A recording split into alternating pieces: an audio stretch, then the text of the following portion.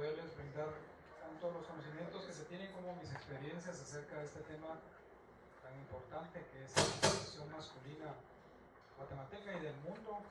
Después de cierta edad, pues tiene ya el conocimiento de todos. Entonces vamos a tener un problema asociado a esta patología en algún momento de nuestras vidas. Por eso es que es tan importante que conozcamos bien este tema y podamos hacer el diagnóstico oportuno, así como el tratamiento adecuado para que los hombres pues tengamos una buena calidad de vida después de los 40, 50 años.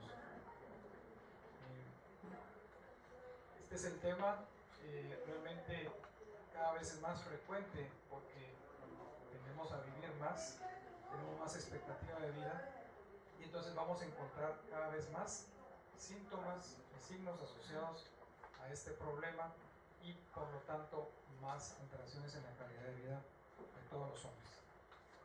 Quiero recordarles así brevemente que la próstata es un órgano fibroglandular que se encuentra por debajo de la vejiga, está rodeado de la uretra prostática y rodeando la uretra prostática tiene un peso normal de 20 gramos, entre 10 y 20 gramos, y mide entre 3 a 4 centímetros de largo por 3 a 4 centímetros de ancho. Estas son las características normales de esta glándula. Viendo anatómicamente podemos ver que la vejiga se encuentra en la parte superior y tiene también íntima relación con los uréteres, los cuales entran en la región posterior, como podemos ver aquí, hasta los meatos laterales, donde se encuentra el trígono. Vamos a ver posteriormente una diapositiva del trígono, que es este triángulo que encontramos en la vejiga, que está también íntimamente relacionado con el cuello prostático y una serie de síntomas que se encuentran por la irritación de este sector cuando hay una patología prostática. También el esfínter externo, el rama urogenital, que es donde se contiene voluntariamente la orina, y las relaciones, como vamos a ver posteriormente, de las demás estructuras. Está el cuello vesical, la próstata en sí, y la uretra prostática, que es la que se ve afectada por la patología de la hiperplasia. Como todos recordaremos, a nivel histopatológico, o la histología normal de la próstata está dada por estroma, por tejido fibromuscular, que tiene mucho que ver en la patología, en la fisiopatología de la hiperplasia prostática, las glándulas, que son las que también están asociadas al cáncer de próstata, y tejido muscular, fibroadenomatoso y fibromioadenomatoso. Todo esto compone la histopatología de la hiperplasia prostática. ¿Qué es lo que origina la hiperplasia prostática? Realmente todavía no sabemos qué desencadena el crecimiento del número de células a nivel del tejido de la glándula prostática, pero se cree que hay varios factores. Uno es el desbalance o el balance hacia la proliferación celular cuando hay presencia de andrógenos, específicamente de dihidrotestosterona, con ciertos factores de crecimiento y también la presencia de estrógenos. Este desbalance en la proliferación y muerte celular es lo que a partir de los 50 años y con la presencia de testosterona es lo que desencadena la hiperplasia. Pacientes que no tienen testosterona, están castrados, generalmente no desarrollan el aumento del número de células y la fisiopatología que conlleva esto en la próstata.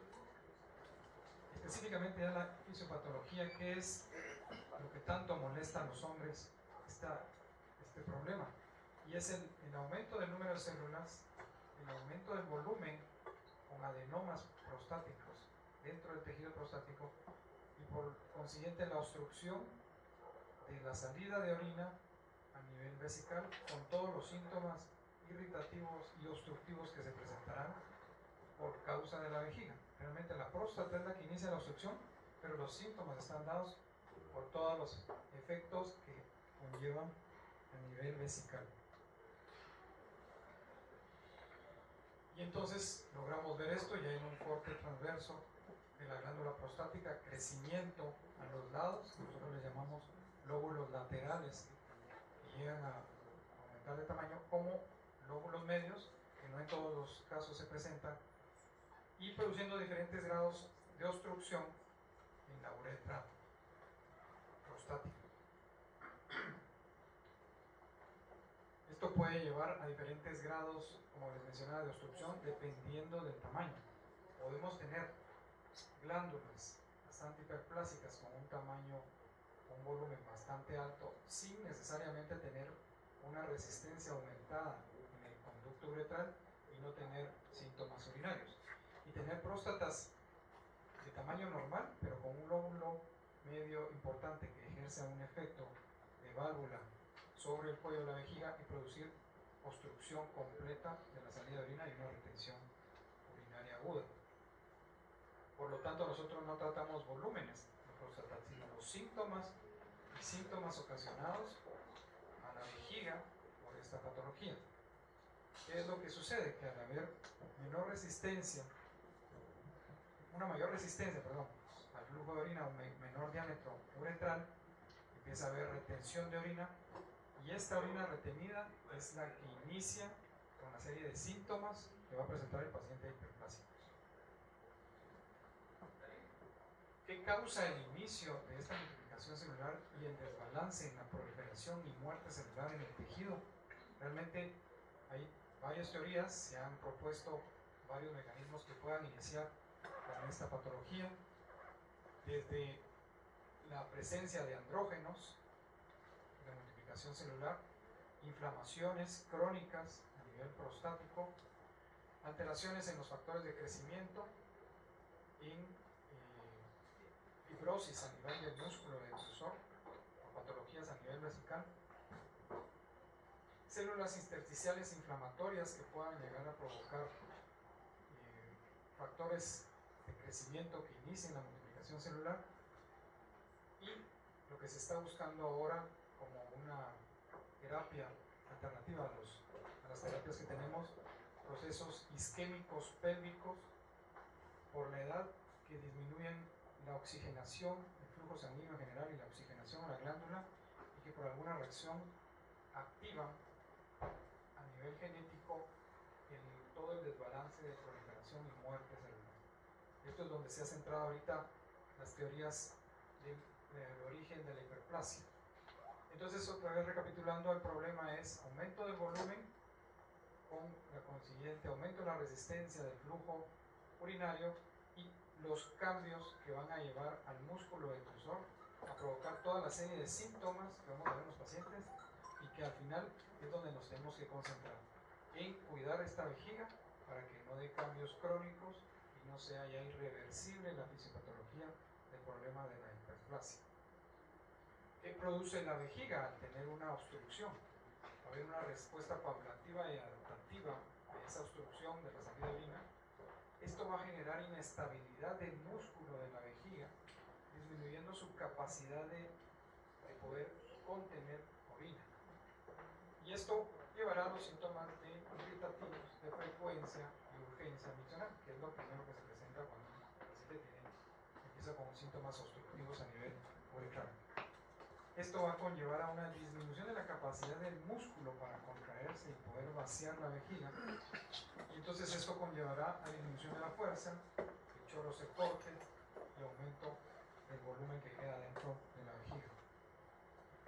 Y al final podemos llegar a tener este resultado, una vejiga con múltiples contracturas infiltradas por colágeno, que ya no tenga una compliancia, que ya no tenga una elasticidad suficiente para contener la vejiga.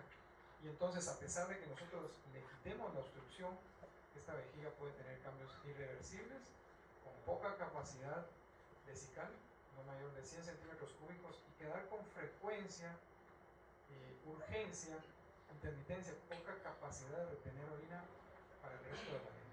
Por eso es importante hacer un diagnóstico temprano para evitar esto, sobre todo los daños que conllevamos a la vejiga por una obstrucción crónica de la misma. Y como les mencionaba, el cuello vesical tiene mucho que ver con los síntomas, porque está en íntima relación con el cuello y la próstata, que se encuentra aquí abajo, y al haber aumento de la próstata empieza a haber más retención, y esa retención urinaria va a estimular el cuello de la vejiga, dando el inicio de los síntomas urinarios irritativos. Empieza a haber más deseo miccional con frecuencia, con urgencia, en ocasiones puede haber incontinencia urinaria, y todo ocasionado por la estimulación nerviosa en este sitio que tiene una disposición de las fibras musculares diferente a como está el resto de la vejiga. Dándonos síntomas, al final resultando síntomas de vaciamiento, de almacenamiento y síntomas conviccionales como puede ser el recibo. Aquí podemos ver los porcentajes que se presentan en este tipo de síntomas. Realmente hay una mezcla de síntomas, no es un síntoma específicamente irritativo ni un síntoma específicamente obstructivo, sino que es una mezcla de síntomas que es la que nosotros evidenciamos cuando está el proceso de la hiperplasia. Nosotros dividimos los síntomas en dos grupos: los síntomas que son de llenado y los síntomas que son de vaciamiento. Los síntomas de llenado son aquellos que tienen que ver con la inestabilidad del músculo de la vejiga, específicamente la frecuencia, que es lo primero que empieza a existir, la frecuencia diurna y la frecuencia en la noche también, que llamamos icturia, es el despertarse por la irritación del difusor, y que desencadena una contracción del músculo y el deseo imperioso por ir a orinar. Y eso despierta a las personas y hace que sea incómodo realmente o tengan insomnio por no poder pasar una noche completa durmiendo. Empieza a haber urgencia, empieza a haber lo que se llama disuria o el ardor para orinar. Entonces esos son los síntomas de llenado, o sea, síntomas vesicales. Y los síntomas de vaciamiento obstructivos está la indecisión, que es el que se asomen al baño, al inodoro, al migitorio y no salga la orina, hace un tiempo que transcurre sin poder orinar, ya estando enfrente del baño, el chorro débil o con poca fuerza, intermitencia, que se corta la orina y vuelve a empezar, el goteo que queda y que moja la ropa interior, y la sensación de las personas que dicen: siento que me queda orina y no lo ven diferenciado. Esos son los síntomas de vaciamiento. Y al final, si esto no se corrige, llegamos a tener no solo problemas vesicales con vejigas infiltradas por colágeno, rígidas, con paredes que ya no se contraen, sino un reflujo vesiculolateral y que puede producir hidronefrosis y eventualmente insuficiencia renal. Estas ya pueden ser etapas finales de la fisiopatología de la hiperplasia prostática. Esto ya lo vemos mucho menos porque tenemos más servicios de salud donde puede haber un enfermero o un agente de salud que pueda poner una sonda y poder evitar estas consecuencias que pueden llegar a ser letales al final de la fisiopatología de estos problemas. ¿Qué tanto se presenta la hiperplasia? Va muy congruente con el avanzar de los años. Empieza entre los 40 y los 50 años. A los 50 años tendremos un 50% de presencia de algún grado de adenoma en la próstata. No significa que síntomas obstructivos, pero sí ya una patología presente. Y a tal punto que a los 90 años puede llegar a ser el 90%. Esto llega a ser prácticamente, si viviéramos 100 años, el 100%. Sin embargo, no todos tienen obstrucción urinaria. Solo el 25% a los 50 y 25 años y el 75% a los 75 años. Pero de estos, solo el 20 a 30% posiblemente requiera un tratamiento quirúrgico. La epidemiología se ha estudiado en varias poblaciones y se ha demostrado que conforme se avanza la edad y se tenga presencia de andrógenos, va a haber un crecimiento prostático en todos los hombres, independientemente si son chinos, son árabes, son blancos, negros, etc. Como lo muestran estos estudios epidemiológicos a nivel mundial. Como pueden ver aquí, japoneses, noruegos, chinos, españoles, todos tienen la misma tendencia a presentar hiperplasia prostática. Aquí hay otro estudio que confirma que después de el volumen prostático, después de los 40, 50 años, empieza a haber una tendencia a aumentar el volumen. Y también va muy correlacionado la disminución del flujo con el aumento de la hiperplasia. Nosotros catalogamos los riesgos que pueda tener una persona de obstruirse dependiendo del flujo que tenga al momento de presentar la patología. Arriba de 15 milímetros por segundo tienen muy pocas posibilidades de que tenga una retención espontánea aguda de orina. Entre 10 y 15 hay un riesgo intermedio, y todos aquellos que tienen un flujo menor de 10 tienen una alta probabilidad de caer en retención y necesitar de un sondeo, de colocar una sonda para resolver dicho problema. ¿Qué complicaciones conlleva la hiperplasia? Realmente cada vez se mueren menos de esto, secundaria a una insuficiencia renal crónica, por lo que les mencionaba, los accesos a los servicios de salud. La formación de cálculos también es menos frecuente cada vez porque hay menos retenciones crónicas importantes.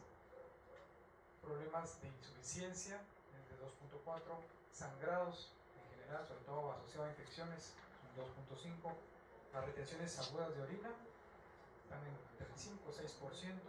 Las infecciones, que es lo más frecuente que vemos, están en el 5.2%. Y la incontinencia urinaria, sobre todo asociada a incontinencia por urgencia, se ve en las complicaciones más frecuentes de la hiperplasia. Como veíamos, los síntomas, cómo se dividen. El diagnóstico, como todos sabemos, la historia clínica es muy importante. El 70-80% del diagnóstico nos lo da lo que nos cuenta el paciente. Hay una serie de tablas que nos ayudan a clasificar los síntomas y poder decidir el tratamiento. Aquí les menciono algunas. Está la de la Asociación Americana de Urología, o el Índice Internacional de Síntomas Urinarios Irritativos y Obstructivos. Estos los pueden encontrar en internet. Son tablas que son bastante útiles porque hay una serie de preguntas, están en español. Ustedes se los pueden hacer al paciente o se los pueden dar, imprimirlas y darles al paciente la llene, y ustedes pueden saber en qué grado puede estar la obstrucción que tengan a nivel urinario. El tacto rectal siempre es importante, establece más o menos un volumen aproximado de la glándula, pero además nos descarta cualquier otra patología. Acuérdense que puede existir o coexistir un cáncer de próstata con una hiperplasia prostática, dos entidades patológicas totalmente diferentes que pueden estar en la misma persona. Hay que hacer un examen de orina y pueden hacer evaluaciones de la función renal para descartar cualquier problema obstructivo crónico. Como les mencionaba, el tacto rectal es siempre mandatorio en una evaluación de un hombre arriba de 50 años. Nosotros en nuestro centro hicimos un estudio de 500 pacientes que se les hicieron biopsias transrectales, en cuales fueron referidos por alguna normalidad, ya sea en el antígeno o en la velocidad del antígeno, sin mencionarnos tacto rectal, a los cuales les hicimos tacto rectal nosotros, y encontramos en los que resultaron positivos para cáncer, el 40% tenían un tacto rectal anormal, ya sea un nódulo prostático, una induración o diferencias en la consistencia de la próstata que nos hicieron sospechar que pudiera tener alguna patología neoplásica. Por lo tanto, sigue siendo muy importante. Este es estudio nuestro aquí en Guatemala, fue hecho hace 2 años, por lo cual nos sigue mostrando que el tacto rectal siempre es importante realizarlo en todos los años. El antígeno específico, por lo mismo, para descartar una patología neoplásica. Eventualmente podemos apoyarnos con un estudio de flujo. Esto nos da un diagnóstico más certero de cómo está la salida de orina por la uretra de este paciente. Valoramos el flujo máximo para poder determinar las medidas que vimos anteriormente, los 3 tipos de flujo. Y también podemos, ya en pacientes que tienen comorbilidades, sobre todo del sistema nervioso central, como por ejemplo Parkinson, mielitis transversa, etcétera, diabéticos, estudios de flujo y presión, específicamente una urodinamia, para ver si la vejiga también no está contribuyendo en la poca dinámica miccional. Recuerden que, por ejemplo, los pacientes diabéticos que tienen neuropatías pueden tener vejigas que no tengan una adecuada contracción por mala inervación a nivel del rectusor. Entonces, no solo pueden tener una obstrucción de la uretra, sino una mala contractibilidad del músculo rectusor. Entonces, tienen un problema mixto que hay que resolver para que no siga teniendo problemas de obstrucción. En los estudios urodinámicos y de flujo, nosotros evaluamos qué tanto es el flujo y el volumen que menciona. Normalmente tiene que estar arriba de 15 milímetros por segundo la flujometría para decir que el paciente no está en riesgo de retención, como lo vimos anteriormente.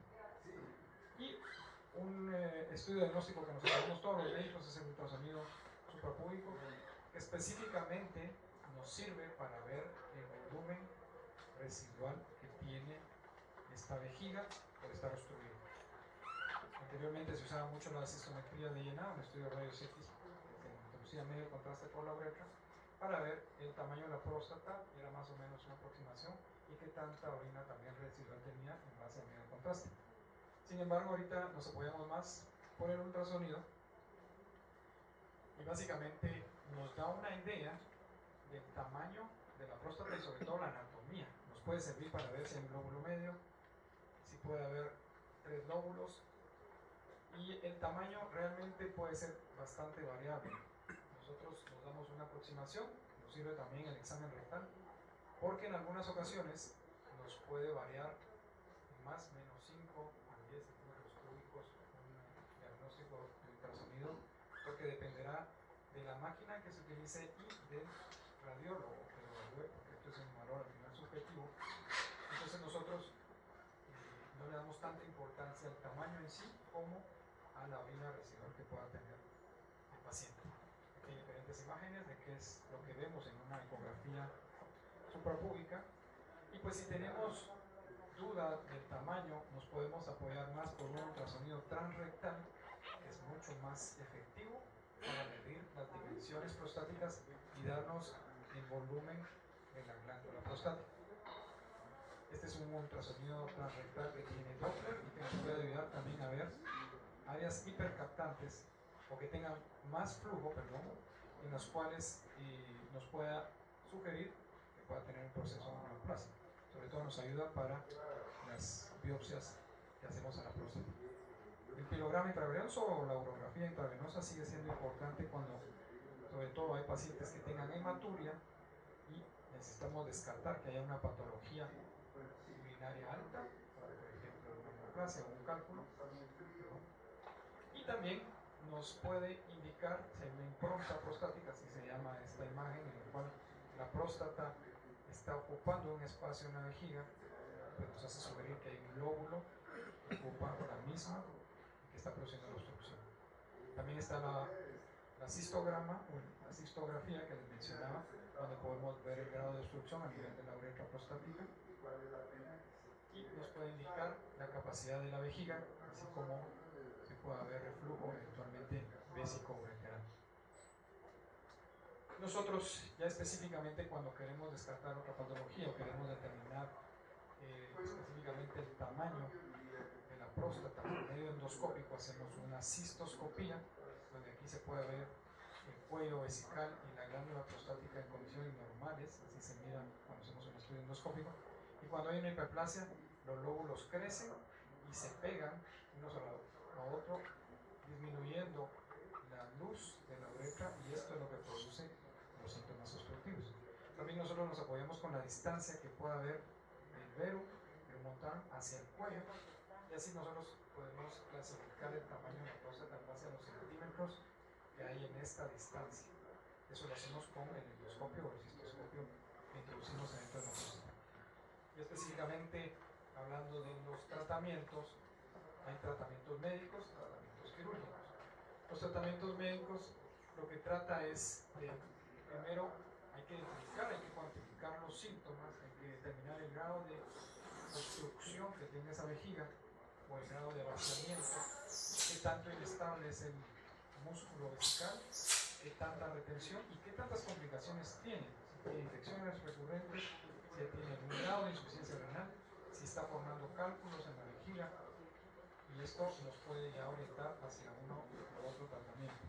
En base a eso nosotros decidimos si puede hacer un tratamiento médico y entonces elegimos al candidato en base a si los síntomas son leves, moderados o severos, aquí, que no afecten la calidad de vida, los medicamentos que nosotros vamos a dar, o los riesgos concomitantes con las interacciones medicamentosas que van a ejercer estos medicamentos.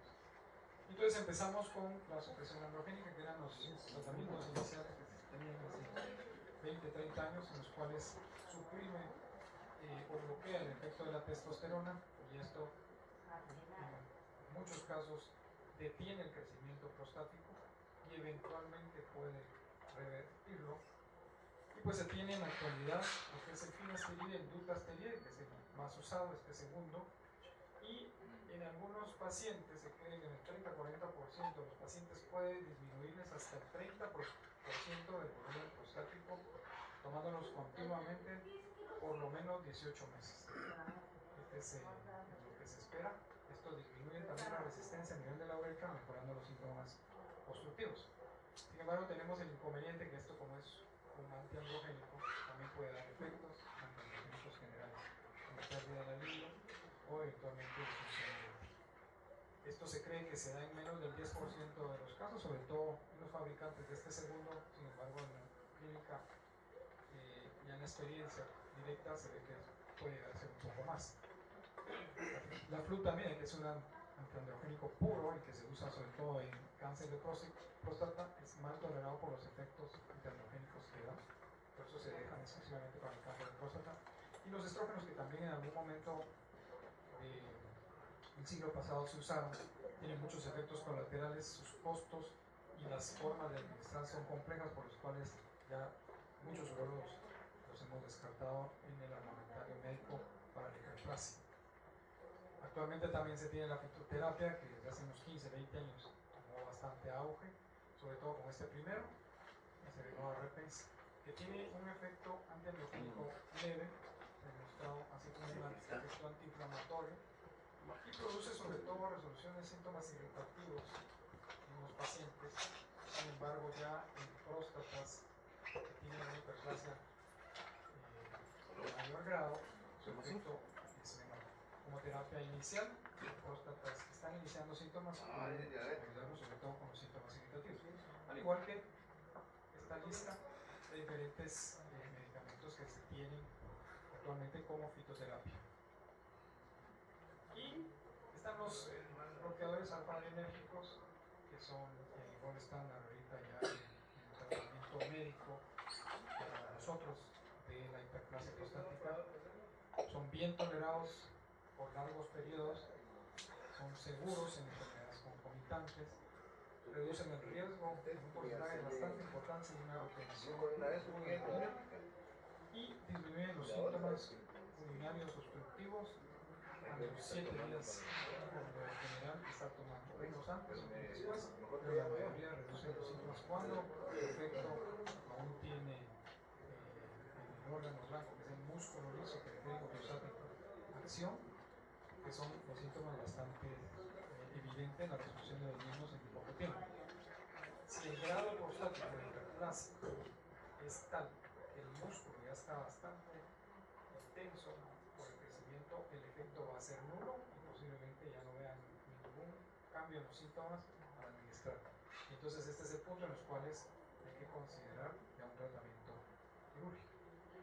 Este es el sitio de acción de los receptores alfa 1 específicamente, adrenérgicos, y sobre todo aquí a nivel prostático es donde se ve reflejado el efecto al bloquearlos, relajando el músculo liso prostático y el músculo liso a nivel del cuello de la vejiga.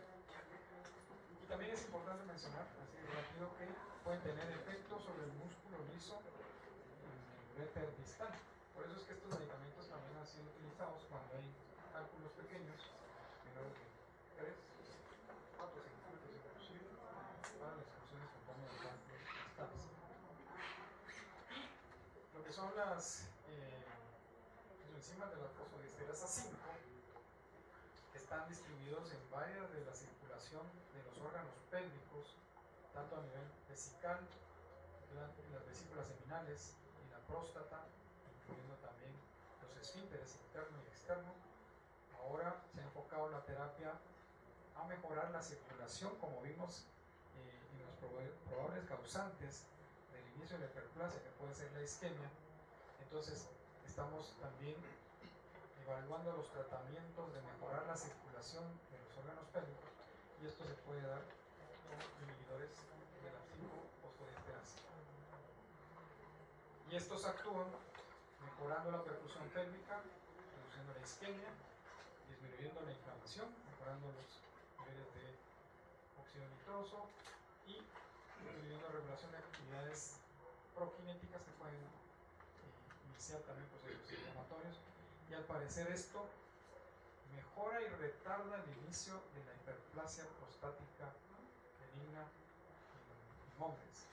Por lo tanto, es un nuevo medicamento, inhibidor de la 5-fosfo fosfodiesterasa 5, es armamentario del tratamiento médico específicamente se ha utilizado talapil en dosis bajas continuas y la resolución de los síntomas irritativos, vuelvo a repetir, de los síntomas que provocan la hiperplasia prostática. ¿La actividad física tendría efectos similares? Sí, sin embargo, como no solo la actividad física regula el flujo sanguíneo, sobre todo de órganos que tienen vasos sanguíneos pequeños, como pueden ser el pene, por ejemplo, la próstata, vesículas seminales, que tienen un diámetro mucho menor, como lo vimos en la diapositiva, también pueden estar afectando niveles de colesterol, triglicéridos, el tabaquismo, no solo el ejercicio, sino que todo en su contexto puede eventualmente mejorar. Pero en teoría, si un órgano está bien oxigenado, deberíamos mejorar todos los síntomas asociados a la falta de perfusión y eventualmente al retardo del inicio de la hiperplasia. Esas son teorías que se tienen ahorita como parte del inicio de la fisiopatología de la hiperplasia. No se sabe exactamente. Lo que sí sabemos es que al dar continuamente inhibidores de la 5-fosfodiesterasa mejoran los síntomas irritativos y de vaciamiento en paciente con hiperplasia. Entonces creemos que el tratamiento va orientado a mejorar la perfusión de estos órganos. Bueno, bien, ya pasando a los pacientes que ya no responden al tratamiento médico o que tienen alguna de las complicaciones que vimos, infecciones urinarias recurrentes, formación de cálculos o insuficiencia renal o inicio de insuficiencia renal, por lo que vimos anteriormente, ya es indicación absoluta de hacer un tratamiento quirúrgico, o en aquellos pacientes que ya no mejoran los síntomas con el tratamiento médico que hemos iniciado. Entonces, les voy a hacer un resumen de lo que tenemos ahorita como tratamientos quirúrgicos. Siempre sigue existiendo la prostatectomía abierta, la cual produce una enucleación del adenoma que ha crecido y ha obstruido la salida de orina. Esto es lo que hacemos normalmente en una cirugía abierta. Lo podemos hacer a través de la vejiga o a través de la cápsula prostática. Cualquiera de los dos accesos puede ser válido dependiendo como el cirujano es su preferencia. Muchas veces se prefiere a través de la cápsula porque necesitamos abrir la vejiga y esto nos evita también sangrados o complicaciones a nivel vesical. Sin embargo, muchas veces tenemos que dejar doble sonda para que pueda ser evacuado adecuadamente la orina y evitar coágulos que puedan eventualmente obstruir la salida de orina y provocar fístulas. Normalmente en una cirugía transvesical dejamos ambas sondas hasta por lo menos 10 días, de 7 a 10 días. Y están los tratamientos endoscópicos, obviamente han ocupado más del 80-90% de todas las cirugías prostáticas, porque no hay una incisión en piel, las recuperaciones son más rápidas y el sangrado es mucho menor. Se hace a través de la uretra, se introduce un aparato como este, que es un receptor, y el cual accede hasta la próstata y ahí se trabaja, como vamos a ver en los siguientes ejemplos. Pero antes de mencionar todos los tratamientos endoscópicos, les voy a mencionar esto que es lo más reciente que se tiene para tratamientos mínimamente invasivos en pacientes que tienen alto riesgo de ser anestesiados. Está este producto que se llama Brolip. Todavía no está en Guatemala, pero posiblemente en los próximos meses se pueda tener.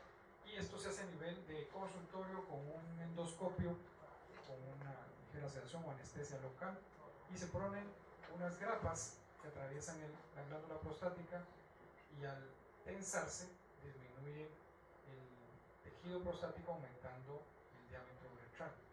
Esto comprime hacia afuera, utilizando la misma cápsula prostática. Esto es para pacientes que tienen grandes problemas cardíacos que no pueden llevarse estén llevados a sala de operaciones, pues esta es una opción que se puede hacer en la cama del paciente. También se ha estudiado esta molécula, esto está en investigación actualmente, esta PRX-302, y lo que hace es que a nivel de la glándula, de las células de la glándula prostática, producen un mecanismo en el cual activan una de las membranas celulares y producen la salida del contenido celular, produciendo la muerte. Entonces esto se hace también con una endoscopía, puede ser con una sedación o con anestésico local, y se inyecta dentro del tejido prostático produciendo muerte celular y disminución del volumen prostático. Y estos son algunos resultados en los cuales se ha identificado que hay una mejoría de los síntomas urinarios con el paso de los días y de las semanas después de inyectado el producto en los pacientes que tienen hiperplasia. También se han desarrollado algunos mecanismos en los cuales es para pacientes que no pueden ser llevados a sala, por ejemplo en el cual se introduce una canastilla de nitinol y que produce una abertura de la próstata, el cual va a generar una uretra mucho más alta. Creo que ese video no ocurrió. Y entonces ya pasamos a la resección transuretral de próstata. Creo que no están nada cargados. Lo que hace la resección transuretral de próstata es introducir un endoscopio y en la uretra prostática va a resecar este tejido, va a eliminar el tejido por medio de una acción de retracción de un asa de corte que se mira. Entonces va cortando pequeños pedazos de próstata y va a abrir un espacio lo suficientemente grande como para que ya no exista obstrucción y pueda salir la orina. Dentro de la resección transuretral de próstata hay dos opciones, está la monopolar y está la bipolar. La diferencia es en el tipo de energía, cómo se transmite a través del canal de trabajo del endoscopio. El monopolar solo tiene un polo, la corriente eléctrica que se utiliza a nivel del asa de corte, y entonces es un polo nada más, por lo tanto necesita de una plancha en la región posterior o donde se vaya a poner la plancha que reciba ese circuito eléctrico y que realice complete este circuito para que pueda ser transmitida la energía. Entonces al pasar la energía calienta el asa y eso es lo que produce el corte en el tejido. Aquí había un video, vamos a ver si se logra ver. Este es bastante ilustrativo, yo creo que está cargando ahorita. Y está la técnica bipolar. La técnica bipolar lo que es, en resumidas palabras, el polo de salida y el polo de entrada están en la misma asa.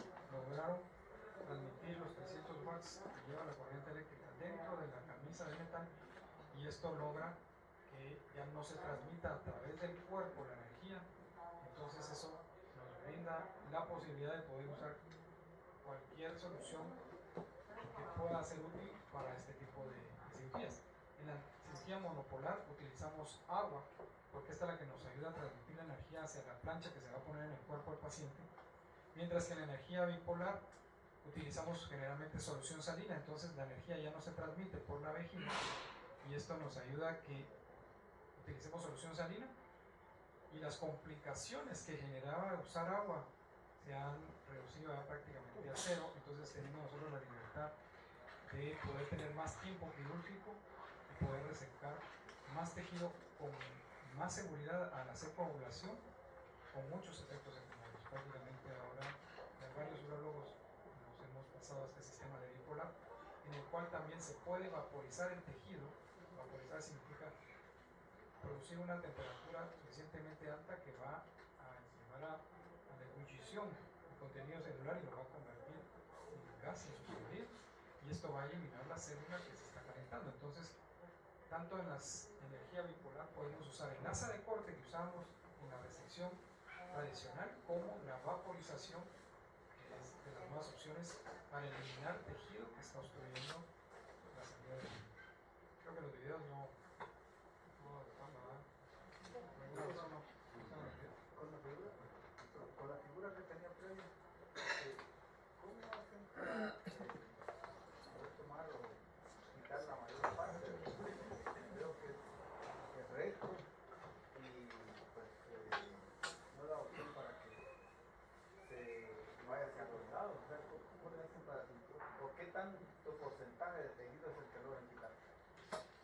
Déjeme, voy a regresar a ver si podemos ver esta la anatomía.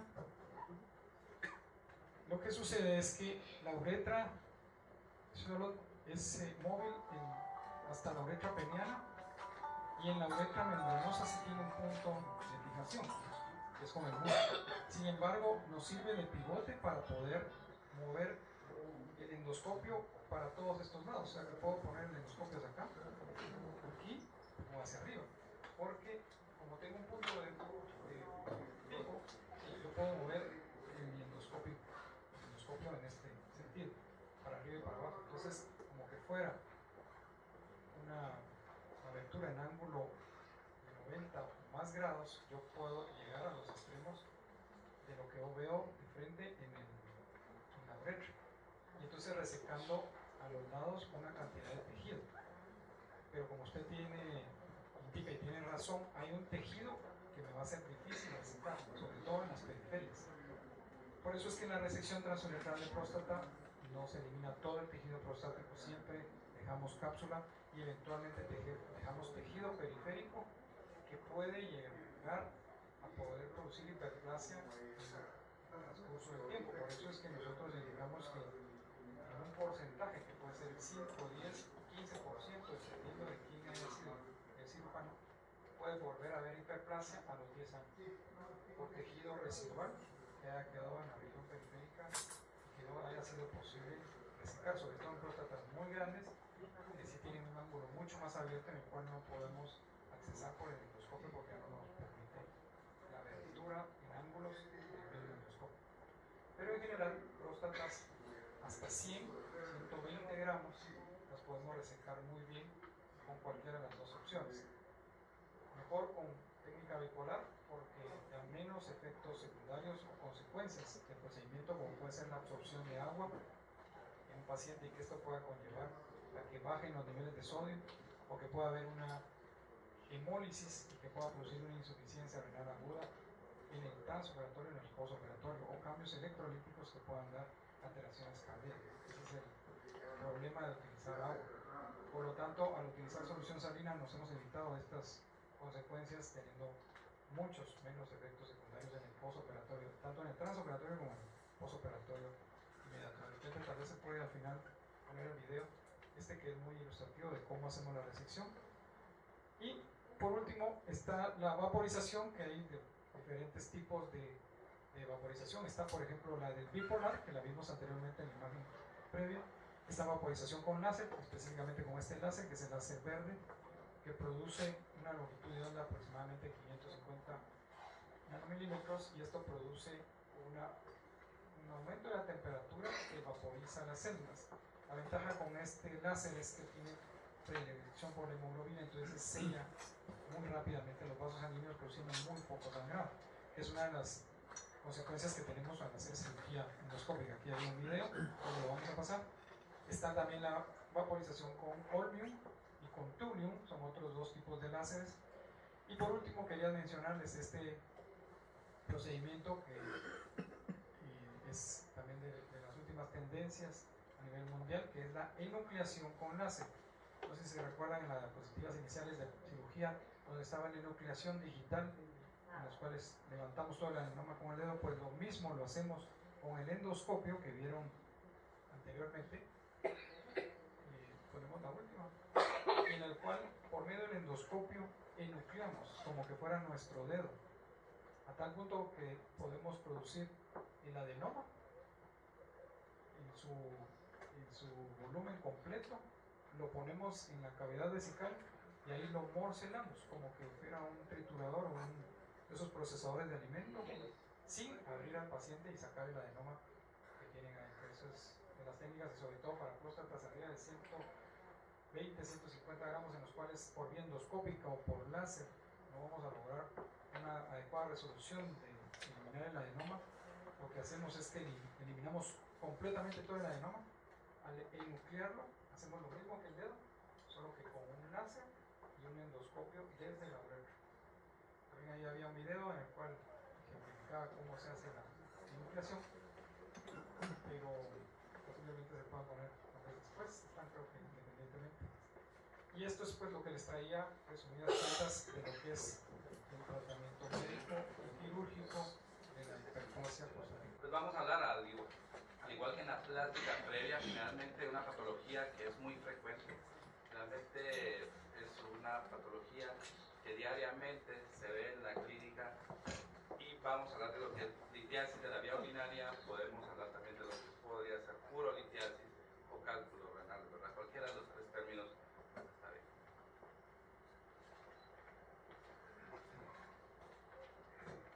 La definición, pues vamos a hablar que la litiasis de la vía urinaria o litiasis renal, pues son cálculos generalmente que se van a formar a nivel del riñón y que se van a colectar a nivel de la vía urinaria. ¿Sí?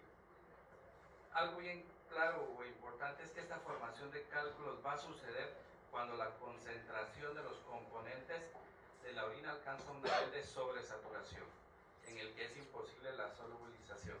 ¿A qué me refiero con esto? Que hay un desequilibrio generalmente entre los solutos y el solvente. ¿Sí? Y aquí es donde vale la pena darnos cuenta que generalmente la formación de los cálculos renales es porque existe una alteración metabólica en el paciente. ¿Sí? A veces casi siempre tratamos los cálculos, operamos al paciente, pero no estudiamos la alteración metabólica que el paciente puede presentar. Existe una prevalencia dependiendo de los países, generalmente las características geográficas del país, que puede ir desde el 1 al 20%, es una prevalencia alta. Generalmente el riesgo de recurrencia va a depender, como platicaba anteriormente, al desorden metabólico que el paciente va a tener. En las regiones con muy altas expectativas de vidas como Canadá o Suecia, generalmente la tasa de prevalencia alcanza el 10%. Generalmente los pacientes, casi el 70% de pacientes que tienen acidosis tubular renal familiar van a asociarse a lo que es nefrolitiasis o nefrocalcinosis. Generalmente la máxima incidencia de la litiasis renal la vamos a ver en pacientes generalmente entre los 20 y 40 años, y la relación hombre-mujer es 3:1. Y otras afecciones, a veces, muchas veces asociadas, son aquellos pacientes que tienen infecciones del tracto urinario inferior, pacientes con trastornos metabólicos como el hiperparatiroidismo o la cistinuria. Generalmente, como mencionaba, geográficamente es más común uno en áreas montañosas, posiblemente por la ingesta de agua generalmente un poco más pesada, con iones importantes. La otra es en áreas desérticas y en áreas tropicales. Estas últimas generalmente por las altas temperaturas que hacen que hayan pérdidas insensibles y que haya menor cantidad de un soluto. Así que en este caso es la producción de orina. La incidencia pues generalmente va a aumentar durante las épocas donde haya mayor temperatura, y generalmente pues consumir agua es un factor protector para evitar la litiasis renal. Nosotros en el Hospital Rulber hace 3 años se hizo un estudio en el cual queríamos ver la caracterización del perfil metabólico de los pacientes con litiasis renal, y una de las conclusiones principales, y posiblemente que mayor porcentaje presentaban los pacientes, era que tenían un bajo volumen urinario. ¿Qué significaba eso? Que el paciente consumía muy poca agua, y esa era la razón por la cual se formaban los líquidos. Pues dentro de las causas, pues van a haber causas que son no infecciosas. Generalmente esto se va a asociar más a un desequilibrio entre la producción de orina, generalmente con bajos volúmenes urinarios, y generalmente también asociadas a trastornos metabólicos. Cálculos infecciosos, ¿sí? Causas genéticas. También pueden haber factores generales, desde tener litiasis urinaria a temprana edad, pues eso nos va a dar un factor de riesgo a producir mayor cantidad de cálculos. Pacientes generalmente que tienen antecedentes familiares de litiasis, o pacientes que ya hayan tenido cálculos tanto de ácido úrico, calcio, de oxalato de calcio, o cálculos infecciosos. otras alteraciones pues, que tengan enfermedades genéticas como la cistinuria o que tengan anormalidades de la vía urinaria. Sí, estamos hablando como aquellos pacientes que pueden tener reflujo vésico-ureteral, esto lo vamos a ver más en la infancia, pacientes con estenosis de la unión ureteropiélica, pacientes con riñones en herradura, pues ellos también tienen un factor de riesgo a formar mayor cantidad de cálculos. Pues, ¿qué tipos de cálculos son generalmente los que se presentan? Pues el más común va a ser generalmente los cálculos de oxalato de calcio, que se presentan en un 70 al 80%, los cálculos de ácido úrico se presentan del 5 al 10%, y a los que son por alteraciones generalmente genéticas del 1 al 5%. ¿Cómo se puede clasificar la litiasis? Pues la podemos clasificar de muchas maneras. Uno, podemos clasificar los cálculos en base al tamaño. Si son cálculos menores a 5 milímetros, si son cálculos de 5 a 10 milímetros, si son cálculos de 10 a 20 o si son mayores de 20 milímetros. Pues esta clasificación a nosotros actualmente nos sirve para evaluar el tipo de tratamiento que vamos a darle a cada paciente. Otro es la localización, que también es importante para nosotros para determinar qué tipo de tratamiento le vamos a dar al paciente. Es si está en el cáliz superior, si está en el cáliz medio, si tiene una litiasis en el cáliz inferior, si el cálculo está a nivel de la pelvis renal o de la unión pielo-ureteral, si el cálculo está en el uréter proximal, en el uréter medio, en el uréter distal o en la unión ureterovesical. Entonces, en base a la localización, pues también vamos a determinar qué tipo de tratamiento puede necesitar. Y la otra es la clasificación también en base a los estudios radiológicos. En base si el cálculo es radiopaco, generalmente van a ser aquellos que vamos a poder ver en una placa simple de abdomen, pues casi siempre los cálculos de oxalato de calcio vamos a poderlos ver en una placa de abdomen, a comparación de los cálculos de ácido úrico que son radiolúcidos y no vamos a observarlos en una placa de abdomen. Aquí tenemos una placa donde observamos un cálculo coraliforme, del lado izquierdo una masa litiásica importante. Este es un cálculo en la pelvis renal. Y este es un cálculo de un paciente que exitosamente se le había realizado una nefrolitotomía percutánea, el paciente se perdió y 1 año y medio después regresa, pues ya no con un cálculo, sino con un doble J calcificado con cálculo a nivel de la pelvis renal y con un cálculo vesical gigante. Vamos a hablar del diagnóstico. ¿Cómo vamos a realizar generalmente el diagnóstico? Pues el primer estudio de imagen que debemos realizar cuando llega un paciente a la emergencia con cólico renal agudo, pues es el ultrasonido renal. ¿Qué características tiene? Pues generalmente es seguro, es un estudio que no va a comprometer al paciente, es barato, porque es un estudio barato, pero tiene un poco este defecto, que tiene una sensibilidad del 45%. Cuando ve litos, pues claro, tiene una especificidad hasta el 88%, pero es operador repetido. Aquí vemos una imagen donde observamos una calcificación con sombra acústica posterior. Esta es la característica principal de los cálculos a nivel de la vía urinaria. Dibujan una sombra acústica posterior. Es lo que ustedes ven acá. La urotomografía, ¿a qué me refiero con urotomografía? Pues es una tomografía axial computarizada de alta definición con cortes de 2 milímetros, ¿verdad? Esa es la característica principal. Los cortes son de 2 milímetros. Me refiero a urotomografía porque siempre aquí hay como un poco de controversia. El término urotomografía se refiere a la tomografía de amplio espectro sin medio de contraste. Entonces, este se ha convertido actualmente en lo que es el gold standard para el diagnóstico de la litiasis de la vía urinaria en pacientes que tengan cólico renal agudo. Por ejemplo, en Estados Unidos, en Clínica Mayo, llega un paciente con cólico renal, pues ya no le hacen ultrasonido, lo meten al tomógrafo, le hacen una urotomografía, si tiene litiasis, pues el paciente se queda, lo alivian y pasa la operación. Si el paciente no tiene nada, pues se descarta y se traslada a cirugía si la causa subyacente se ve en la tomografía. Entonces, ¿qué ventajas tiene? Puede determinar el diámetro del cálculo, porque la densidad nos va a hablar de la dureza del cálculo. ¿Sí? Si tenemos un cálculo que tiene arriba de 1000 unidades Hounsfield, estamos hablando que es un cálculo extremadamente duro, y por litotipsia extracorpórea no se va a romper. Entonces, tenemos que pensar qué otro tipo de tratamiento es el que le vamos a ofrecer. Entonces, esta ventaja es importante, lo que nos da la urotomografía. Lo segundo es que puede detectar cálculos radiolúcidos de ácido úrico y xantina. Esto, a diferencia, lo vamos a ver más adelante, el pilograma intravenoso, este es el defecto que tiene, que los cálculos radiolúcidos no se ven en ese estudio. Una desventaja que tiene es que no puede detectar los cálculos producidos por indinavir, aunque el porcentaje de pacientes que producen cálculos por indinavir es extremadamente raro. Y en pacientes con índice de masa corporal menor a 30, pues ya vemos, tiene una sensibilidad para cálculos menores de 3 milímetros del 86%, y para cálculos arriba de 3 milímetros del 100%. O sea, no se nos va a perder un cálculo de la vía urinaria. La única otra cosa que tiene en contra es que hay una mayor radiación en contra a favor del pilograma intravenoso.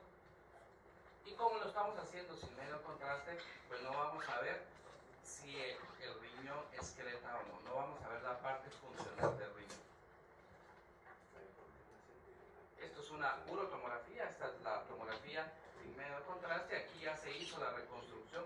Hacer cortes de 2 milímetros nos da la capacidad de hacer esta reconstrucción e identificar el sitio de la obstrucción. No es necesario que el paciente tenga medio contraste para darnos cuenta que tiene una hidronefrosis importante y que tiene un cálculo en la vía urinaria. Ahora, si nosotros sospechamos que el paciente puede tener una alteración morfológica a nivel de la vía urinaria, entonces pedimos la pielotomografía. La pielotomografía es ya meterle medio de contraste al paciente y hacer una pielotomografía, que es este estudio. Esto es una pielotoma. Entonces aquí ya tenemos una reconstrucción, hacemos un pielograma intravenoso ya con la reconstrucción, y aquí pueden observar, aquí está el área de obstrucción, aquí está el cálculo.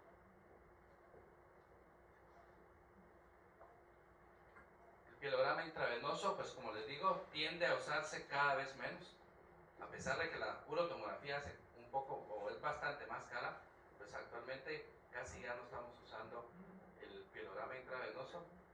Y la razón es porque los cálculos radiolúcidos no los observamos en un pielograma. Y no vamos a saber qué paciente tiene un cálculo radiolúcido y quién tiene un radiopaco. Y no va a ser que vamos a hacer gastar a un paciente sometiéndole un pielograma, no observamos el cálculo, entonces ahora va a urotomografía. Yo creo que lo ideal actualmente es que vaya a urotomografía de una vez. Como decía, los inconvenientes solo permite visualizar los cálculos radiopacos. Eso sí, expone a menos radiación que la urotomografía, y la ventaja pues es que generalmente nos da la información sobre la función renal. ¿Sí? Este es un pielograma interesante porque pareciera que el paciente tiene un cálculo a nivel vesical. Cuando hacemos el pielograma y vemos la fase excretora, pues lo que se observa es que el paciente sí tiene una hidronefrosis importante. El cálculo que se pensaba que está en la vejiga, pues no está en la vejiga. El paciente tiene un ureterocel, y dentro del ureterocel pues tiene el cálculo en el ureter. Pero sí tiene una función todavía importante en determinados casos. Pero la urotomografía hoy por hoy es el constante.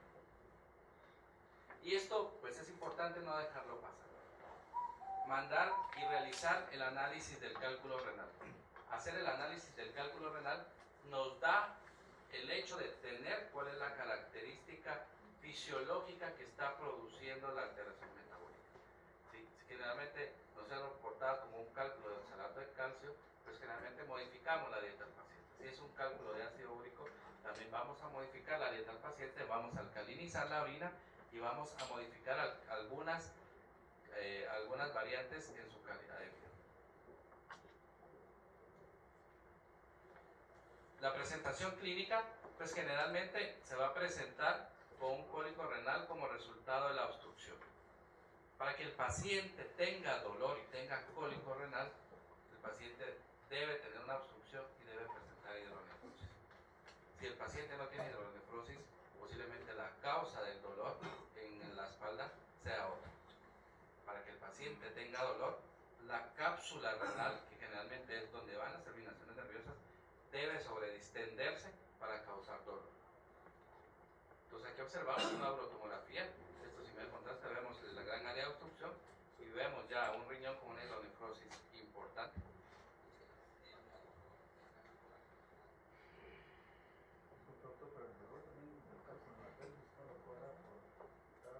Si obstruye, si está obstruyendo, va a tener hidronefrosis. Si no está, por eso generalmente digo, para que cause dolor, el paciente debe tener hidronefrosis.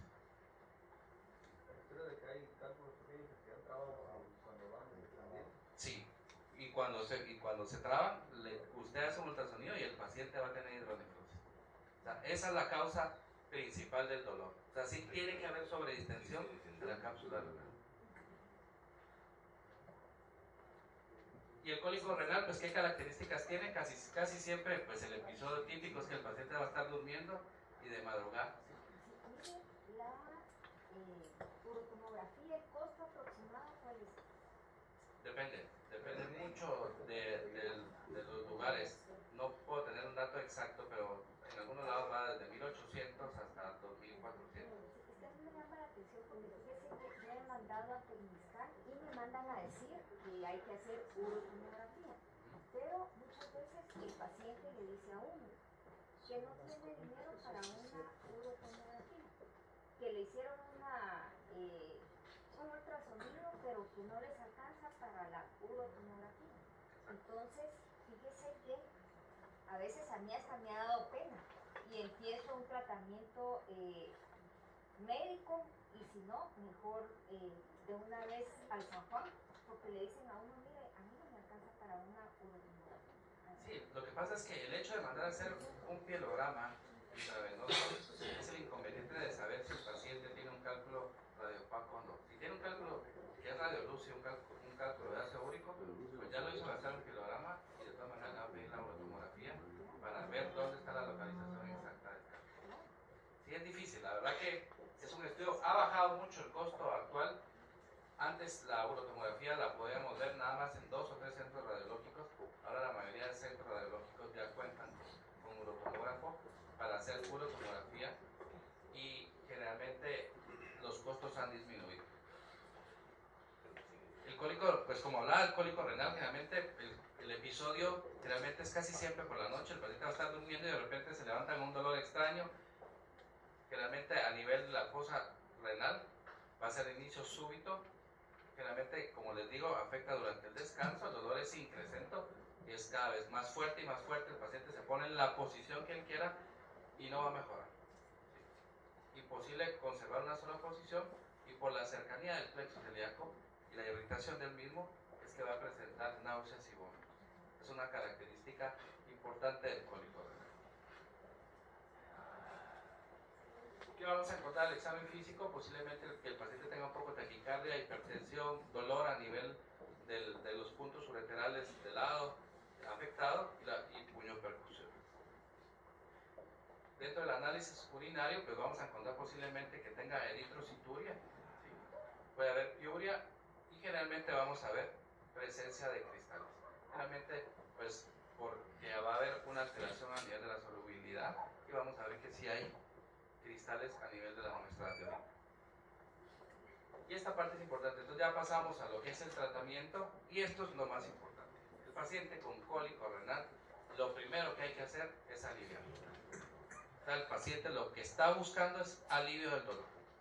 Entonces lo primero que hay que hacer es aliviar a un paciente con clínica clásica de cólico renal. Puede ir inclusive al mismo tiempo al ultrasonido renal para ver si el paciente tiene hidronefrosis o no, pero generalmente lo primero que hay que hacer es tratar el dolor. ¿Con qué hay que tratarlo? Generalmente, pues los estudios en las guías europeas del 2016, en las del 2010, se decía que diclofenaco y ibuprofeno posiblemente eran los mejores analgésicos para la litiasis, para el cólico renal agudo. Pero los estudios pues demostraron que el diclofenaco y el ibuprofeno incrementaban el riesgo de eventos coronarios en la fase aguda del cólico renal. Entonces actualmente lo que se está utilizando es metamizol en la fase aguda del dolor. El uso de antiespasmódicos, pues se han hecho estudios y verdaderamente no se ha visto una relación de que mejore el dolor el uso de antiespasmódicos conjuntamente con AINES. Posiblemente nosotros hemos visto, porque los productos que nosotros tenemos acá casi siempre están acompañados de un analgésico y posiblemente la combinación de dos analgésicos es lo que alivie al paciente. Yo tenía la idea de que pues, un antiespasmódico era la mejor opción, pero viendo que no. Y su mejor opción van a ser AINES. Generalmente, si usted, a veces, pues voy a mencionar posiblemente un par de marcas, por ejemplo, Sertal o Buscapina compuesto, generalmente va un analgésico con antiespasmódico y posiblemente quien lo esté aliviando es el analgésico, ¿sí? Entonces, nosotros en el hospital hemos visto múltiples casos de pacientes que están únicamente con antiespasmódico y analgésico combinado y no mejoran, y les colocamos diclofenaco o les dejamos desquetoprofeno o los aliviamos con ketorolaco y el paciente obtiene un mejor alivio que con el antiespasmódico. Y esto es bien importante, a veces como el paciente tiene mucho dolor lo queremos aliviar rápidamente y a veces usamos opioides, y lo que se ha demostrado que los opioides pues no tienen un mayor beneficio en el tratamiento del dolor, y lo que sí se ha visto es que le da más vómitos al paciente.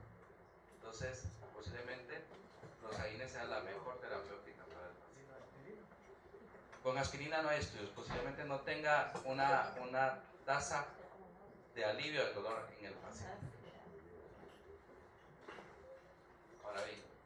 Ahora, para evitar la recurrencia, ahora ya el paciente que ya está aliviado, que mejoró el cólico renal y que lo vamos a enviar a casa, pues lo podemos mandar ya a casa, ya con el cólico aliviado, ya sea con diclofenaco 150 miligramos al día, o sea 3 dosis de 50 miligramos cada 8 horas, generalmente de 3 a 10 días. Los cálculos ureterales generalmente de 6 milímetros, que es lo que las guías tanto europeas o la guía americana describen como cálculos pequeños para paso espontáneo, pues generalmente arriba del 85% de estos cálculos van a tener un paso espontáneo. Y por eso es que en ellos está indicado el tratamiento médico expulsivo.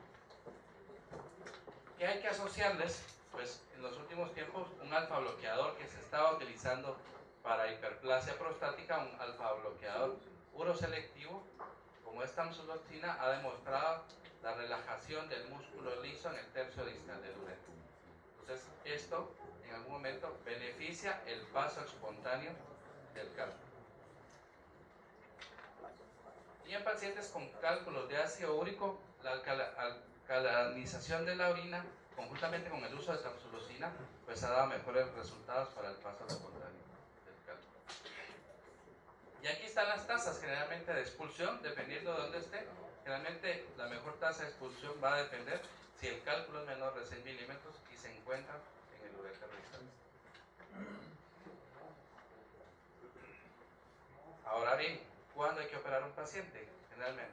Disculpe la disolución de los cálculos, ¿hay alguna sustancia, algún producto que sí pueda? Lo que se ha visto en cálculos de ácido úrico es el uso de la alcalinización con bicarbonato o con citrato, y generalmente ayuda al paso espontáneo, pero generalmente el cálculo que ya está formado generalmente no se puede destruir, ¿sí? En algún momento lo que sí se ha estudiado y actualmente existen productos, son productos para evitar la nueva formación de cálculos urinarios, como lo que es el citrato de potasio. ¿Solo tamsulosina funciona o alfosocina también? Alfosocina generalmente también puede funcionar, es un uroselectivo, pero los estudios con los que se han realizado y la FDA y las guías tanto americanas y europeas han hecho los estudios es con tamsulosina. Entonces, ¿a qué pacientes hay que llevar a extraerlo activamente? Pues cuando el diámetro del cálculo es igual o mayor a 7 milímetros. ¿Sí? Un cálculo ureteral mayor o igual a 7 milímetros debe ir a sala de operaciones. ¿Por qué? Porque es un cálculo que el paciente no va a expulsar. Las tasas de éxito son muy bajas. Generalmente, que ustedes estén aliviando al paciente y el paciente no alivie, entonces esa es otra indicación. Cuando hay una obstrucción generalmente acompañada de infección, es un paciente que debe quedarse ingresado en el hospital. Pacientes con riesgo de pionefrosis o sepsis urinaria, pulmones únicos con obstrucción, ese es un paciente que no se puede ir del hospital, y la obstrucción bilateral, pacientes con falla renal aguda que tengan obstrucción ureteral bilateral. ¿Cuánto tiempo se le da chance con el medicamento? Con tratamiento expulsivo, siempre y cuando el paciente tenga alivio del cólico renal agudo, generalmente las guías hablan entre 3 y 4 semanas. Exacto.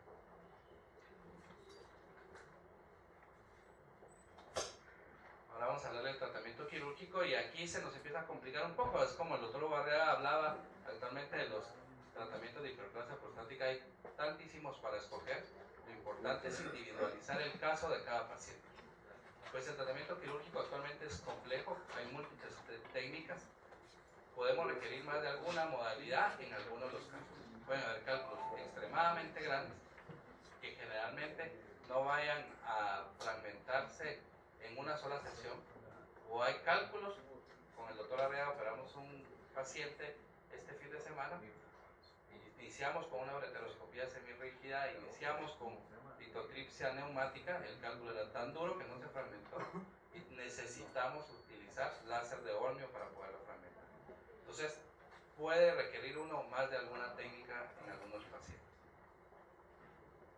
Pues esto es lo que anteriormente se realizaba, casi todos los pacientes iban a cirugía abierta. El problema es que tenían complicaciones como infecciones de la vía operatoria, hernias, dehiscencias de vía operatoria. Lo importante es el dolor que el paciente tenía. Recuperar a este paciente después de estas grandes incisiones, hablábamos de 6 a 8 semanas. Entonces, pues con la aparición del tratamiento mínimamente invasivo, se llega a buscar de qué manera y forma mínimamente invasiva poder resolver la obstrucción por cálculo. Y se crea lo que actualmente se llama un término de endourología. Entonces, lo más importante es individualizar cada caso. ¿Y por qué? Estas son las guías americanas del 2016 para el tratamiento de litiasis. Miren cuántas características hay para el tratamiento de los cálculos. Entonces aquí ya se empieza a complicar mucho por el hecho de existir muchas modalidades de tratamiento. Las guías europeas son un poco más sencillas y vamos a hablar de lo que podemos hacer acá en el país. Pues la litotripsia extracorpórea, cuando apareció, pues fue una moda y vino a revolucionar el tratamiento mínimamente invasivo de la litiasis urinaria. Se convirtió en algún tiempo en el gold standard para los cálculos dentro del riñón, generalmente, pero tenía un inconveniente también. Como lo hacíamos con fluoroscopía, localizar aquellos cálculos que eran radiolúcidos era difícil. Entonces, si no localizábamos adecuadamente el cálculo, tener una tasa adecuada de fragmentación era difícil. Pues se inició, este es el primer ejemplar de Dormier, es la primera litotripsia, era una bañera de metal, ahí metían al paciente, se creaban las ondas de choque y generalmente fragmentaban los cálculos. Y ha evolucionado tanto hasta el día de hoy con estas máquinas tan importantes que en algunos casos pueden hacerse con anestesia, con sedación, sin anestesia general.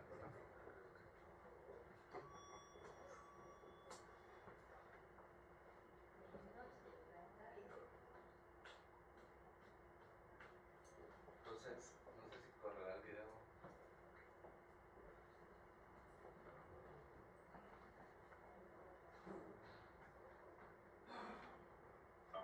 Entonces aquí vemos la litotripsia extracorpórea, aquí arriba está la cabeza del paciente y aquí está el litotriptor, aquí vemos la chispa y generalmente esto es lo que transmite la onda de choque. Pasamos de una gran bañera a esta pequeña burbuja que dentro de ella tiene pues más o menos un dispositivo que por impedancia va creando esta onda de choque que se va transmitiendo y fragmenta el cálculo dentro de la vía urinaria. Como les decía, pues tenía tasas de fragmentación muy importantes dependiendo de dónde se encontraba el cálculo. Idealmente si estaba a nivel de la pelvis renal, alcanzando tasas de fragmentación hasta el 80%. Pero el inconveniente era esto: aquellos pacientes que tenían un cálculo en el cáliz inferior y que el cáliz inferior tenía un ángulo menor al 90%, pues lo fragmentaba muy bien. El problema es que le dejábamos los fragmentos al paciente ahí y el paciente, aunque se pusiera de cabeza, pues generalmente los fragmentos no iban a salir. Entonces, si el cáliz inferior tiene generalmente un ángulo mayor a 90, pues que los fragmentos salgan, pues es mucho más fácil. Pero esto es algo que tenía en contra la litotripsis corpórea. Y otra cosa importante es que con la urotomografía nos empezamos a dar cuenta que aquellos cálculos que eran extremadamente duros, la litotripsis corpórea tenía tasas de fragmentación muy bajas. O sea, cálculos de oxalato de calcio monohidrato, generalmente que alcanza generalmente las 1000 unidades Hounsfield, pues tenía una tasa de fragmentación del 54% en comparación con aquellos que tienen una medición de unidades Hounsfield por debajo de 500. Entonces, si la urotomografía nos hace el cálculo de que el cálculo es demasiado duro, pues no vamos a someter al paciente a una litotripsia extracorpórea, porque vamos a tener una litotripsia fallida.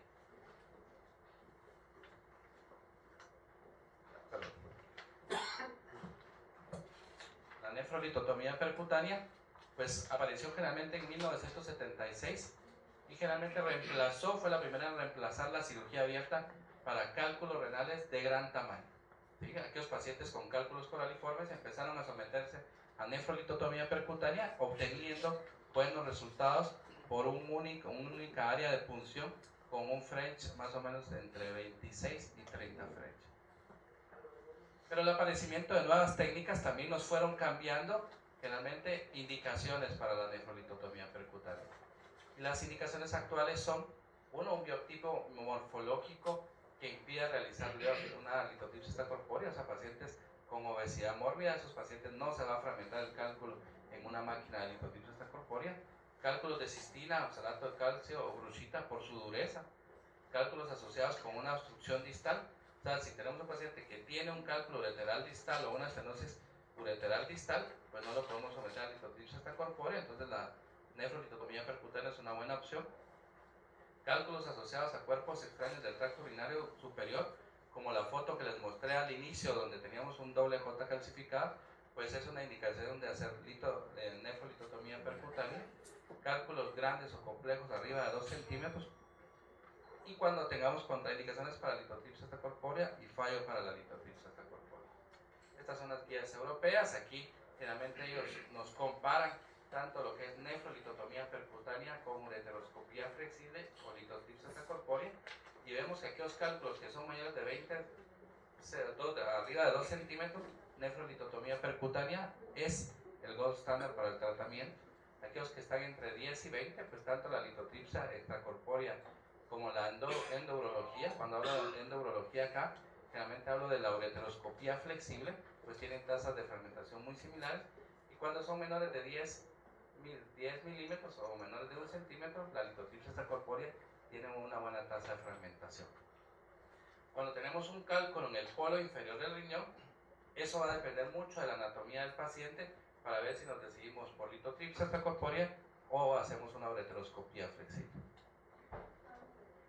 Pues estos son los cálculos ideales para nefrolitotomía percutánea. Su paciente con un cálculo coraliforme bilateral. Generalmente se usa un acceso estándar de 24 a 30 French. Podemos usar cualquier fuente de poder, ditoliptor neumático, ultrasónico y actualmente el láser de oro.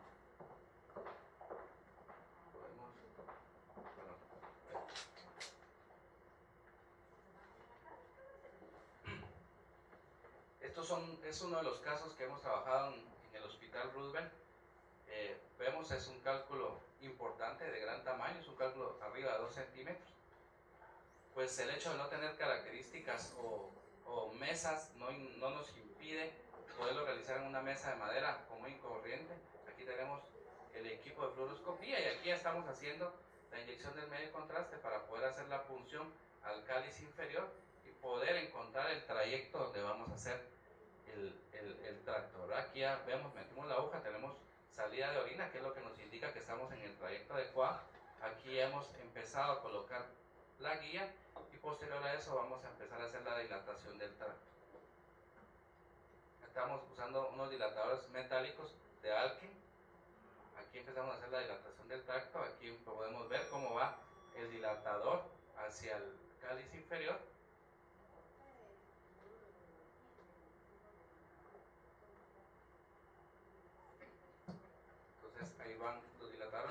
nosotros y haciendo y obteniendo un tracto importante donde podamos meter el nefroscopio para lograr hacer la litotripsia adecuada del cálculo. Entonces aquí ya vamos llegando al tracto que nosotros queremos y necesitamos, y en este caso es un 26 French.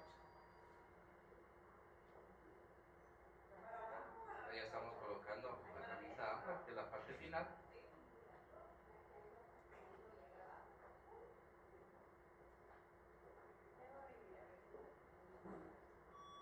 Aquí vemos que tenemos salida de orina por el amplax.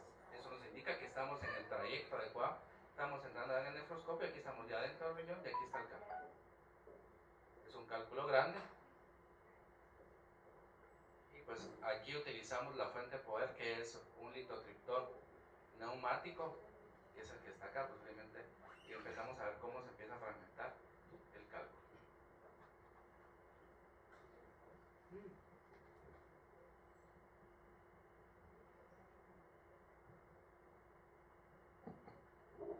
Y es una gran masa litiásica. Aquí vamos a ir viendo, vamos a ir adelantando el video y viendo generalmente de que se ha fragmentado el cálculo de manera adecuada. Cada vez el litotriptor pues hace fragmentos más pequeños.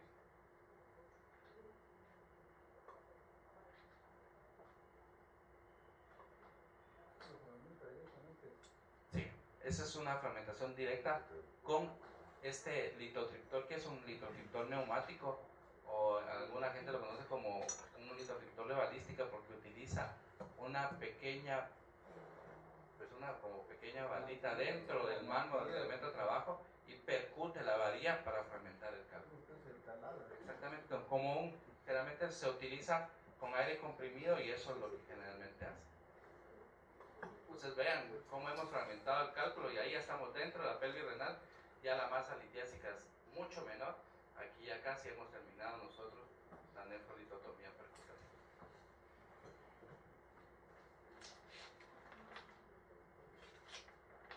Entonces, y ahorita vamos a terminar este video.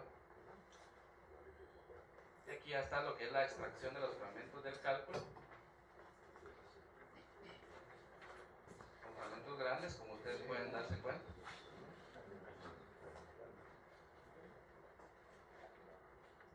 Aquí ya estamos jalando el catéter ureteral para nosotros poder colocar el catéter doble J.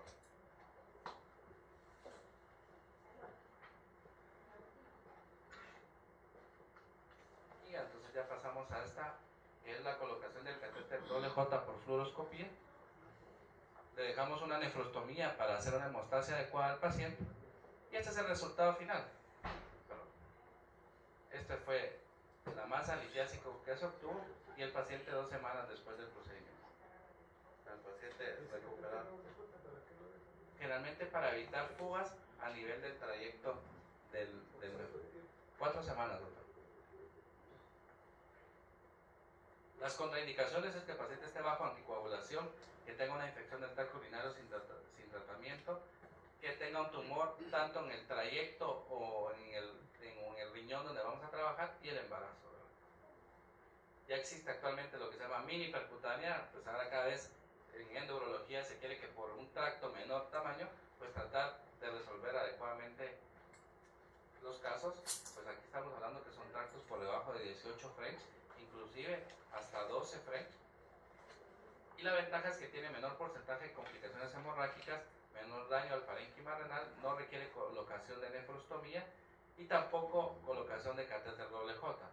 Disminuye también el índice de perforación interrenal. Y ya para terminar, pues voy a hablar de dos cosas rapiditas. Uno es la ureterorenoscopía flexible, que es la que actualmente se está empezando a utilizar. Antes no se utilizaba porque los aparatos eran de muy mala calidad, se destruían después del segundo o tercer uso, eran extremadamente caros, entonces no tenían una ventaja tanto para el paciente. Y actualmente pues la indicación es cálculos ureterales proximales, cálculos renales menores de 2 centímetros y cálculos en el cáliz inferior. Posiblemente esta es la indicación más importante para ureterorenoscopía flexible. Y esta es la característica que tiene el ureterorenoscopio flexible. O sea, uno puede entrar dentro del riñón, tiene este movimiento de flexión, donde uno puede visualizar y buscar el cálculo en cualquiera de los cálices. Y si ustedes se dan cuenta, pues es una de las ventajas actuales que se mencionan en ahí. Estos son resultados que se observan comparando litotripsia extracorpórea con los procedimientos endourológicos. Generalmente cuando son arriba de 10 centímetros, generalmente los procedimientos endourológicos tienen mejores resultados. En contraposición, cuando miden menos de 10 milímetros, generalmente tanto la litotripsia extracorpórea como la endourología tiene buenos resultados.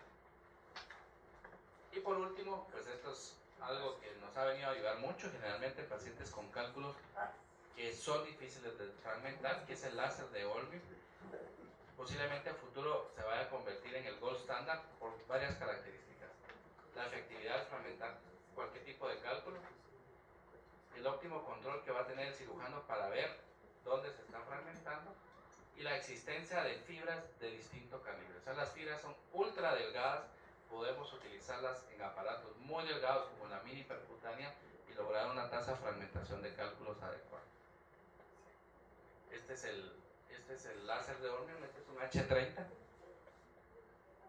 y este es un caso que operamos en conjunto con el doctor, también con el doctor Hugo Arriaga, y aquí podemos ver la tasa de fragmentación del láser de Ormium. Este era un cálculo difícil, muy duro, un paciente con una neoplasia intraabdominal que comprimía el uréter. No podíamos utilizar un aparato de mayor diámetro y mucho menos utilizar lo que es el litotriptor neumático. Utilizamos láser con una fibra muy delgada. Vean la tasa de fragmentación, esta es la fibra de láser, y vean cómo va a fragmentar el cálculo. Entonces al principio lo va dejando como que es queso gruyere, que realmente uno tiene que ir buscando la manera adecuada de poderlo fragmentar. Pero vean la tasa de pulverización y fragmentación, o sea, los fragmentos no son tan grandes. Tiene la característica que podemos pulverizar el cálculo y de esa manera tener una mejor resolución o una tasa de fragmentación de cálculos. ¿Tejidos están circundando, no? Sí, los puede lesionar. Por eso una de las contraindicaciones a mencionar es que para el tercio distal del uréter está contraindicada la litotripsia con láser, porque los cálculos generalmente se impactan, el láser puede tener contacto con el uréter distal y causar una estenosis ureteral. Y por último, pues para concluir, pues la endourología va evolucionando constantemente, presentando múltiples modalidades de tratamiento. Lo importante es individualizar los casos. La litiasis urinaria nos va a ayudar a tratar a cada uno de nuestros pacientes de la mejor manera. Así que, gracias.